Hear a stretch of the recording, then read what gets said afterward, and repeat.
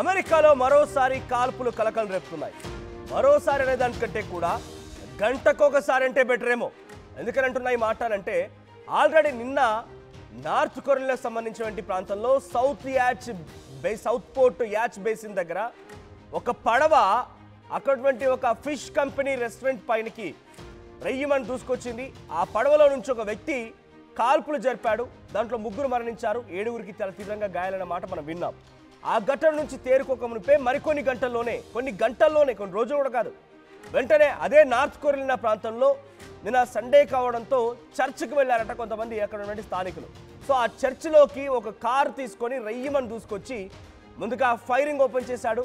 దాంట్లో ఘటనలో ఒకరు మరణించిన తర్వాత వెంటనే అదే వెహికల్ని తీసుకొని మళ్ళీ ఆ చర్చిని ఢీ కొట్టాడట. చర్చిని ఢీ కొట్టి ఆ కారుతో, ఆ ట్రక్తో తర్వాత ఆ చర్చ్ కూడా నిప్పంటించాడు. సో ఈ సంఘటన పరిశీలించిన తర్వాత అక్కడి పోలీసులు, స్థానికులు అంతా కలిసి ఆ వ్యక్తి ఎవరు దుండగుడున్నాడో వాడిని కాల్చి చంపినట్టు తెలుస్తోంది.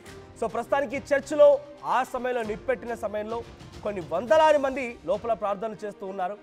సో వారందరి పరిస్థితి ఇంకా అధికారికంగా అటు అమెరికా ఎటువంటి విధంగా అధికారికంగా వెల్లడించకపోయినప్పటికీ వందలాది మందికి పైబడే ఆ చర్చిలో ఉన్నారు. నిప్పంటుకున్న చర్చిలో అనంటే మరణాల సంఖ్య చాలా దారుణంగా పెరిగే అవకాశం ఉంది.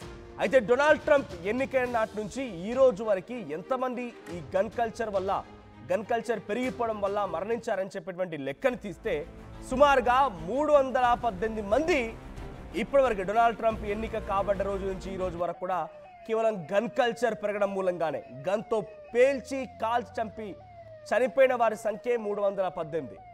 లోపలేం జరుగుతుందో తెలుసుకోలేని వాడు బయటకు వచ్చి మధ్యలో దరువులేస్తున్నాడు.